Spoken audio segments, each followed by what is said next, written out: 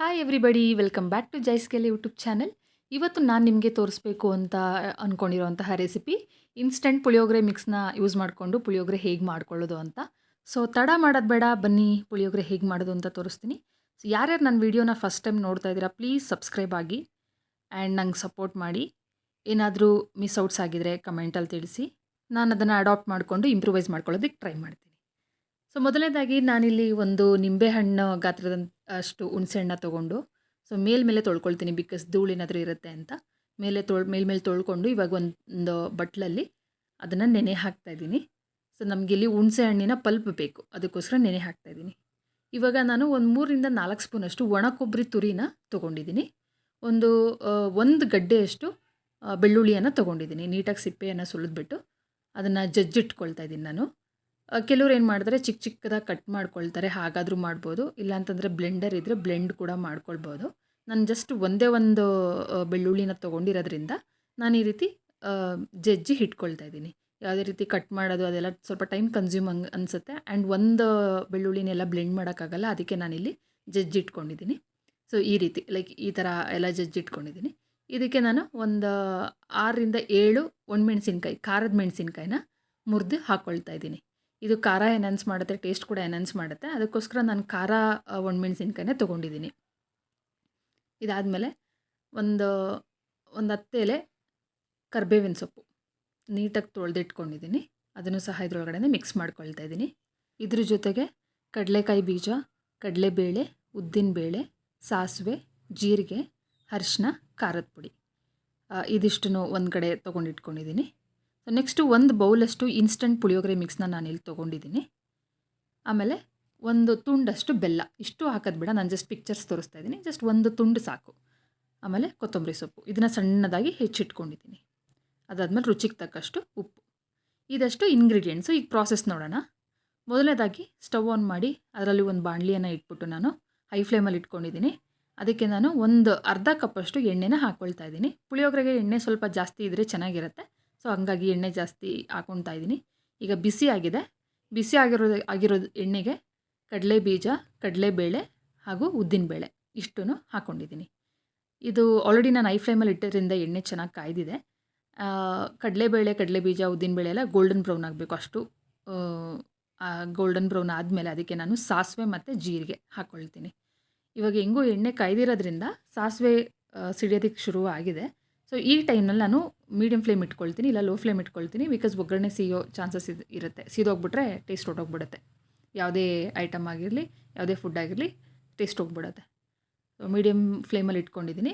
ಇವಾಗ ನಾನು ಜಜ್ಜಿಟ್ಕೊಂಡಿರೋಂಥ ಬೆಳ್ಳುಳ್ಳಿ, ಕಟ್ ಮಾಡಿ ಇಟ್ಕೊಂಡಿರೋಂಥ ಒಣಮೆಣ್ಸಿನ್ಕಾಯಿ, ಆಮೇಲೆ ಕರಿಬೇವು ಇಷ್ಟನ್ನು ಹಾಕ್ಕೊಂಡು ಫ್ರೈ ಮಾಡ್ತಾಯಿದ್ದೀನಿ ಕ್ಲೀನಾಗಿ.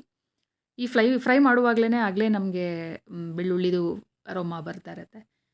ಆ್ಯಂಡ್ ಇವಾಗ ನಾನು ಫ್ರೈ ಮಾಡಿ ಇಟ್ಕೊಂಡಿರೋದಕ್ಕೆ ಹುಣಸೆಹಣ್ಣಿನ ಪಲ್ಪು ಏನು ತೆಗೆದಿಟ್ಕೊಂಡಿದ್ದೆ, ಹುಣಸೆಹಣ್ಣಿಂದು ರಸ, ಅದನ್ನು ಹಾಕ್ತಾಯಿದ್ದೀನಿ. ಹುಳಿ ಕಡಿಮೆ ತಿನ್ನೋರು ಹುಣಸೆಹಣ್ಣಿನ ರಸ ಸ್ವಲ್ಪ ಕಡಿಮೆ ಇಟ್ಕೊಳ್ಳಿ.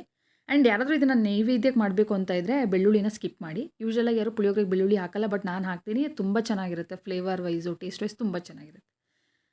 ಹುಣಸೆಹಣ್ಣಿನ ರಸನ ಚೆನ್ನಾಗಿ ಕುದಿಸ್ಕೊಳ್ಬೇಕು. ಕುದೀತಿರುವಾಗ ಅರಿಶಿನ ಹಾಕ್ಕೊಳ್ತಾ ಇದ್ದೀನಿ. ಸಾರಿ, ನಾನು ಇಲ್ಲಿ ಬೆಲ್ಲ ಹಾಕಿದ್ದೀನಿ ಆಲ್ರೆಡಿ. ನಾನು ನಿಮಗೆ ಹೇಳೋದು ಮರ್ತಿದ್ದೀನಿ, ತೋರಿಸೂ ಇಲ್ಲ ನಾನು, ಬಿಕಾಸ್ ಅದು ರೆಕಾರ್ಡ್ ಆಗಿಲ್ಲ. ಅದೊಂದು ಸಣ್ಣ ಪೀಸ್ ಬೆಲ್ಲ ಹಾಕ್ಕೊಳ್ಳಿ ನೀವು ಕುದೀತಿರ್ಬೇಕಾದ್ರೇ. ಆಮೇಲೆ ಅರಿಶಿನ ಮತ್ತು ಹಚ್ಚ ಖಾರದ ಪುಡಿ.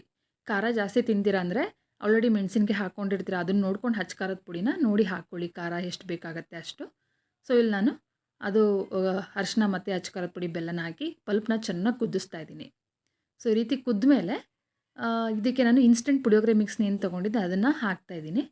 ನಾನು ಅಯ್ಯಂಗಾರ್ ಅಥವಾ GRB ಪುಳಿಯೋಗರೆ ಮಿಕ್ಸ್ ಇನ್ಸ್ಟೆಂಟ್ ಆದರೆ ಅದೆರಡು ಬ್ರ್ಯಾಂಡ್ದು ಯೂಸ್ ಮಾಡ್ತೀನಿ. ಅದು ಟೇಸ್ಟ್ ತುಂಬ ಚೆನ್ನಾಗಿರುತ್ತೆ. ಬೇರೆ ಬ್ರ್ಯಾಂಡ್ ನಾನು ಯೂಸ್ ಮಾಡಿದ್ದೀನಿ, ನನಗೆ ಇಷ್ಟ ಆಗಿಲ್ಲ, ಹಂಗಾಗಿ ನಾನು ಅದನ್ನು ಹೇಳ್ತಾ ಇಲ್ಲ.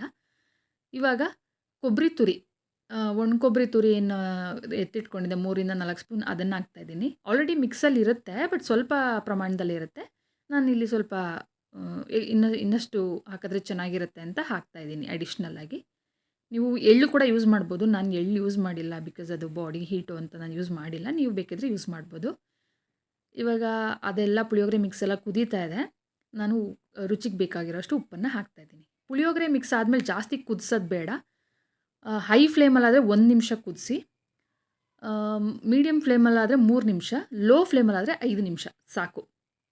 ಅದಷ್ಟು ಅದು ಅಷ್ಟು ಟೈಮ್ ಕುದ್ರೆ ಸಾಕು. ಆಲ್ರೆಡಿ ಪುಳಿಯೋಗರೆ ಪುಡಿನ ಅವ್ರು ಆಲ್ರೆಡಿ ಬಿಸಿ ಮಾಡಿರ್ತಾರೆ, ಹಾಗಾಗಿ ಮತ್ತೆ ಮಾಡೋದು ಬೇಡ. ಈಗ ನಾನು ಒಂದು ಚಿಕ್ಕ ಬಾಣಲಿಗೆ 1 ಸ್ಪೂನಷ್ಟು ತುಪ್ಪನ ಹಾಕ್ಕೊಂಡು ಏನು ಗೋಡಂಬಿ ತೆಗೆದಿಟ್ಕೊಂಡಿದ್ದೆ ಅದನ್ನು ಗೋಡಂಬಿ ಗೋಲ್ಡನ್ ಬ್ರೌನ್ ಆಗೋ ತನಕ ಹುರ್ಕೊಳ್ತೀನಿ. ಸೊ ಇದು ಕೂಡ ಟೇಸ್ಟ್ ಎನ್ಹಾನ್ಸ್ ಮಾಡುತ್ತೆ. ಕೆಲವ್ರಿಗೆ ತುಂಬ ಇಷ್ಟ ಆಗುತ್ತೆ ಗೋಡಂಬಿ ಮತ್ತು ಕಡಲೆ ಬೀಜ ಅದೆಲ್ಲ ಜಾಸ್ತಿ ಇದ್ದರೆ, ಹಾಗಾಗಿ ನಾನು ಹಾಕ್ತಾಯಿದ್ದೀನಿ. ನಾನು ಯೂಶ್ವಲಾಗಿ ಹಾಕ್ತೀನಿ. ಸೊ ಇವಾಗ ಗೋಲ್ಡನ್ ಬ್ರೌನ್ ಆಗಿದೆ, ತಡ ಮಾಡೋದು ಬೇಡ, ಸ್ಟವ್ ಆಫ್ ಮಾಡಿ ಇಮ್ಮಿಡಿಯೇಟ್ ಪುಳಿಯೋಗರೆಗೆ ಹಾಕ್ಕೊಂಬಿಡೋಣ. ಇಲ್ಲ ಅಂತ ತುಪ್ಪದಲ್ಲೇ ಬಿಟ್ಟರೆ ತುಪ್ಪ ಬಿಸಿ ಇರೋದ್ರಿಂದ ಆಮೇಲೆ ಗೋಡಂಬಿ ಎಲ್ಲ ಸೀದೋಗ್ಬಿಡುತ್ತೆ.